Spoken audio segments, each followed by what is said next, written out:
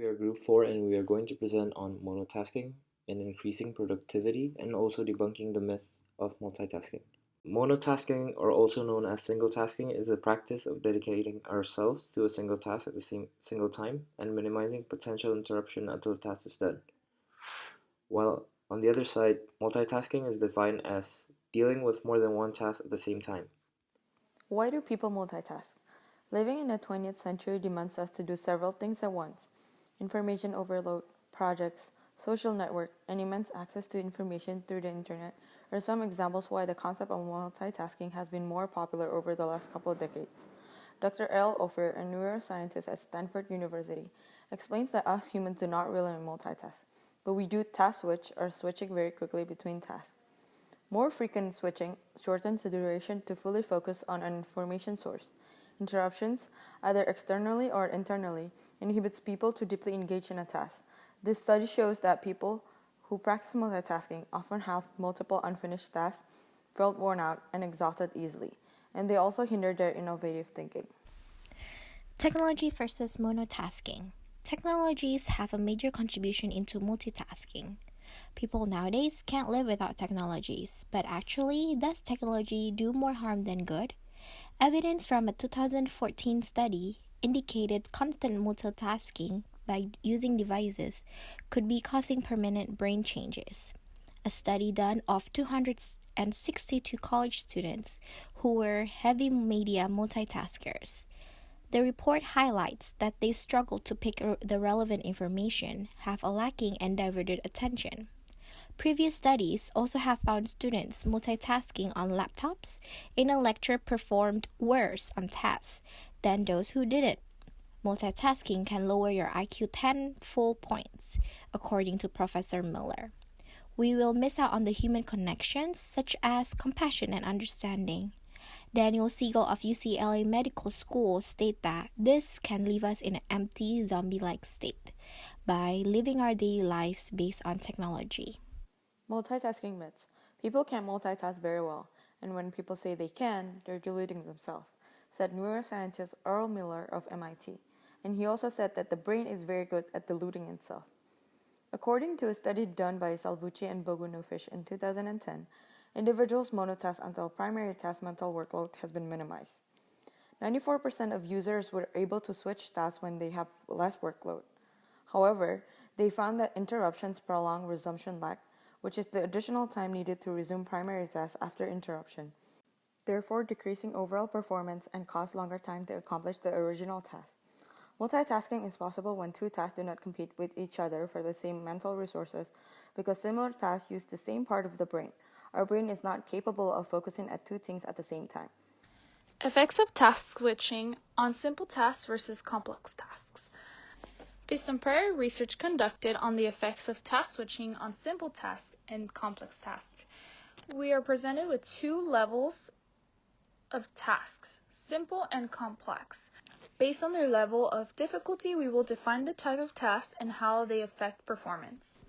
There will be two different types of tasks that were conducted, such as symbolic, which required the subjects to obtain specific data by directly extracting values or performing routine addition or subtraction calculations. The second was spatial. Spatial tasks required subjects to identify trends in the data. Based on past research conducted on simple tasks, has been found that when distractions occur, stress increases, causing decision makers to focus their attention on relatively few information cues. As a result, for simple symbolic tasks, decision time will be faster when the task is interrupted compared to when the task is not interrupted. For simple spatial tasks, decision time will be faster when the task is interrupted compared to when the task is not interrupted. On the other hand, complex tasks contain more information to process than simple tasks, and as task complexity increases, interruptions increase workload and stress. Based on the results for complex simple tasks, decision time will be slower when the task is interrupted compared to when the task is not interrupted. For complex spatial tasks, decision time will be slower when the task is interrupted compared to when the task is not interrupted. Negative effects of multitasking. Multitasking is a brain drain that exhausts the mind and zaps cognitive resources. According to a recent study, multitasking in work environments lead to lower quality decisions and reduced speed on complex intellective tasks. Frequent task switching overloads the brain and makes you less efficient. Chronic multitaskers have been detected with higher levels of cortisol, stress hormone, which can damage memory region of the brain. Prior research demonstrates that work hassles and interruptions result in more negative moods and increased fatigue. There have been experiments done that simply proves that multitasking is a myth. Now, according to Journal of Cognitive Engineering and Decisions, an experiment was conducted where people are set in a room with a driving simulator and a Nokia phone. The simulation was set with a car going around 80 miles per hour with the lead car in front of the subject, and subjects are told to input a certain set of numbers given into the phone. Subjects are told specifically to try to keep the car from steering off the lane while inputting the number. The result shows that people that are instructed to focus on their driving took a longer time to input the instructed number into the phone, while people that are instructed to focus on the phone was not able to keep a car in the lane. This just further proves that multitasking can't be done and that we should be promoting monotasking instead. Another experiment that was done by a neuroscientist called Daniel Weisman. He was a PhD from Stanford, and he did the experiment in the lab of University of Michigan. What he did was he placed subjects on the MRI scanner, and the subjects are shown two digits. If they are of the same color, say red, and the subject decides which digit is numerically larger. On the other hand, if the digits are of different color, say green, then the subject decides which digit is actually printed in a larger font size.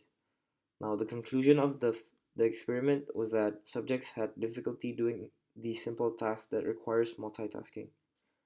The MRI scans also showed activity and where the brain paused during these tasks. And here is a short video by National Geographic about an experiment on multitasking. Professor David Strayer's research has shown we generally aren't the multitaskers we may think we are. Realistically, we can really only process one thing at a time. We're effectively serial processors, where we're doing one task at a time.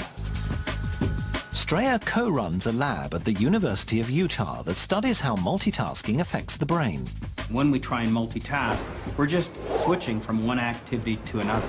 Switching involves deactivating or paying attention to one task so that you can then process the other task and switching back and forth. We have a driving simulator. We'll have you do some cognitive tasks while you're driving. People who claim to be supertaskers can do that cognitive task and drive without impairments to either the cognitive task or to driving. So you want to try being Absolutely. a supertasker? I'd like to see. This test simulates the conditions of driving while talking on the phone. Petrus will have two tasks to carry out while driving, solving a series of maths problems while memorizing a list of words. The test is designed to be more demanding than the average phone conversation, so Dr. Strayer can track just how much Petrus's performance suffers at each task. Excellent. I'm going to ask you a series of math problems and give you a short word to remember after each problem. I'm going to ask you to recall all the words in the order that you heard them in. So, are you ready to begin? Yes. Sitting at home, it's not possible to do the driving task, but have a go at completing the maths task and memorizing the words to test your own ability to multitask. Is 3 divided by 1 minus 1 equal to 2? Yes. Ice. Is 2 times 2 plus 1 equal to 4? No. Owl. Is 9 times 2 plus 2 equal to 20?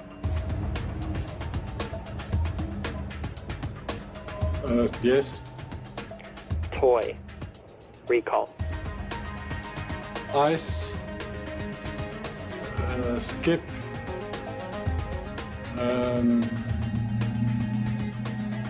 No. The last one was toy. Okay. Petrus is unable to recall all of the simple words. The word he was looking for is owl. You may have forgotten the word too, but this is an extremely difficult test, and you're not driving while doing it. With the test complete, Dr. Strayer is ready to give Petrus the answer as to how he ranks as a multitasker. The good news is you're just like 98% of the rest of the people. You're like for driving performance, you got worse when you started to multitask, and the conversation task got worse when you're multitasking as well. I think I'll put the cell phone a bit further away. Thank you. Excellent. Thanks a lot. It's been the most fun day. Okay, good. Our brain's executive function. Our brain has a set of mental skills called executive function. These skills are controlled by the frontal lobe. Frontal lobe help planning, organizing, emotional and behavioral control, personality, problem solving, attention, social skills, flexible thinking, and conscious movement. And it allows us to achieve a goal by ignoring distractions. For example, if we're performing a task where we want to watch TV and ignore voices that are coming from, say, our children nearby, Wisman said, our frontal region brain may configure the brain to prioritize visual information and dampen down auditory information. Multitasking blocks flow of information into our long-term memory. So in order to do something distinctly well, full engagement in task is actually needed. Benefits of monotasking.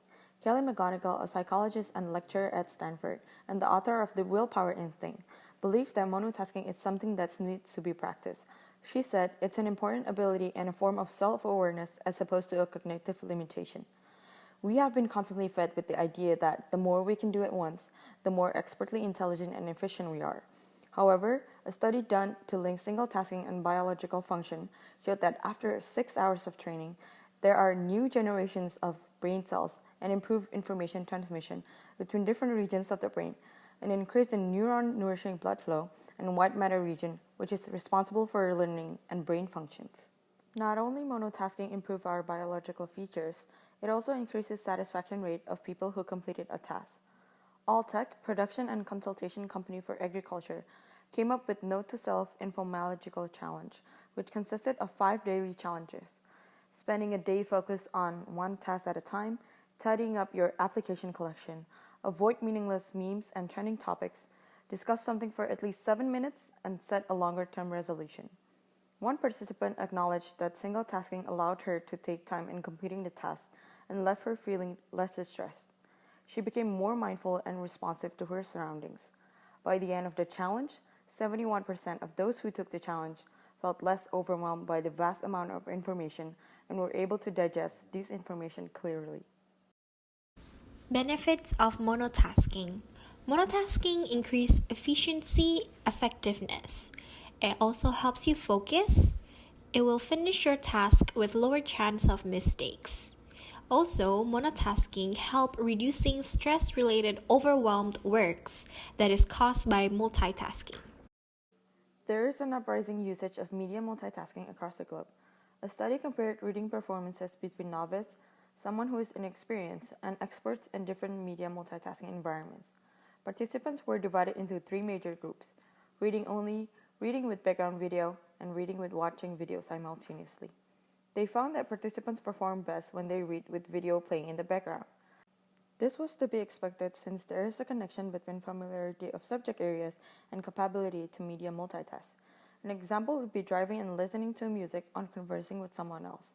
This study suggests that people perform better when they have more control and flexibility, such as in media multitasking. In certain circumstances, media multitasking may enhance performance and therefore increasing productivity in workplace. Even though there are many benefits to monotasking, some people cannot work in monochronic patterns. Tasks are commonly fragmented. For instance, projects are completed over the span of days, weeks, or even months. Widespread use of digital media in society causes us to work in polychronic pattern, doing multiple tasks at once, flexible time and agenda, and then putting our relationship first. The idea behind it is to avoid saturation of the same information repeatedly. This may cause individuals to lack interest and motivation to fully engage in a task. Since individuals are unique, rapid switching between tasks work for some people and may even enhance work efficiency by providing a continuous flow of different tasks. According to a business professor, Martin Corbett examines how Yerkes-Dodson law can enhance employees' performance in the workplace. Yerkes-Dodson law is based on the relationship between arousal and performance. Arousal is based on 4 different functions, which is energy, emotion, focus, and stress. On the left side of this graph, people are typically under-challenged, which is the result of boredom and unmotivated. This would be a result of monotasking with every task presented in the workplace. For example, easy tasks are associated with low arousals, and an increase in the level of arousals can improve performance. In the center of the graph, we have the area of optimal performance where the team is working hard but is not overloaded. This recent study found that multitasking helped improve performance on simple tasks. In result, the team would then perform at optimal levels and increase performance. The right side of this graph is where people begin to fall apart from working under pressure and are overwhelmed with all the demands. This is a result of multitasking on tasks with higher levels of difficulty. Multitasking and productivity. The art of multitasking is said to satisfy multiple tasks at once and being productive, but researchers suggest that that is not the case. Do 3 things well, not 10 things badly, by David Surgrove. Our brain is filled with the thrill from completing multiple tasks at once, even though the quality of the outcome is jeopardized. The thrill comes from a released dopamine, which we end up mistaking for being productive. We also can get addicted to this feeling. Multitasking dissipates your energy, creating a mental block which decreases productivity by 40%. Since the brain is not designed to switch between 2 tasks, you will feel more fatigued and more prone to make mistakes. Task switching occurs even in simple activities like checking your text message, email notifications, or even when you stop to chat with someone. Anything that diverts your attention and focus causes a task switching episodes. Multitasking can also have a lasting neurological, physical, and social effects as well. It also reduces your ability to think carefully and weaken your memory. Multitasking also diverts your attention from your goals. This is the survey results that we sent out with SurveyMonkey with 7 questions and 67 participants. From here, you can see that we have some questions that we ask them. Do you consider yourself as a multitasker or a monotasker? This is the first question that we put there, and a lot of people, majority of the people chose multitasker, 56.6%, with monotasker only 36.36%. In your personal opinion, what is the relation between multitasking and productivity? 56.6% answered multitasking increases productivity, with 36.36% multitasking decreases productivity. Next, the question is this the first time you have heard of monotasking or single tasking? Yes, 24.62 is their first time hearing it, and no, 70% of people have heard of this. They are familiar of the monotasking or single tasking. Next, we can see here that there are 2 graphs. On the left side, imagine you are a manager. You have 3 tasks to be done in 15 minutes and you are given 2 options. Which would be more productive? The answers are work on all 3 at the same time, which is multitasking, work on 3 items, dividing the allotted time into 5 minutes per task, which is monotasking. People answered the second one, work on 3 items, dividing the allotted time into 5 minutes per task, 76.12%. On the right side, we can see the question that asks, imagine you are studying for a really hard final exam. Do you think you will be able to focus if a friend is there talking to you about something else? Yes, people answered they're multitaskers, 21.21%, and no, monotaskers, 78.79%. We can see here majority of the people chose no. Here at the bottom side, you can see, do you consider yourself to be a multi or monotasker? This question is asked at the end of the survey to see if they've understand themselves and to see if they this is the recap questions of all the questions. A majority of the people chose monotasker when asked, do you consider yourself to be a multi or monotasker, with 70.15%. We can see here that there are two of the similar questions. On the first questions that we asked them, people chose multitasker with 56.6%. They consider themselves as a multitasker. But after they did our survey, at the end of the survey, they changed their mind and they chose monotasker. There are some ways that can help us get started with monotasking. For example, we can start by setting boundaries. Leave your technology while having a meal or socializing. Stop checking social media or devices before going to bed. And lastly, find a way to truly disconnect. Implementing monotasking in the workplace. Developing a high-powered brain also means abandoning the myth of multitasking. We can achieve this by prioritizing as little as 3 tasks each day. Take on one task at a time and complete it to best of your abilities before moving elsewhere. Break down your workday into shorter periods of activity by taking brain breaks. Taking breaks will help re-energize your mind and help you focus better. The benefit of this is that it will reduce stress and create activity in the prefrontal cortex. By implementing these practices, the workplace will be a happier environment, collaborative, and ultimately more productive.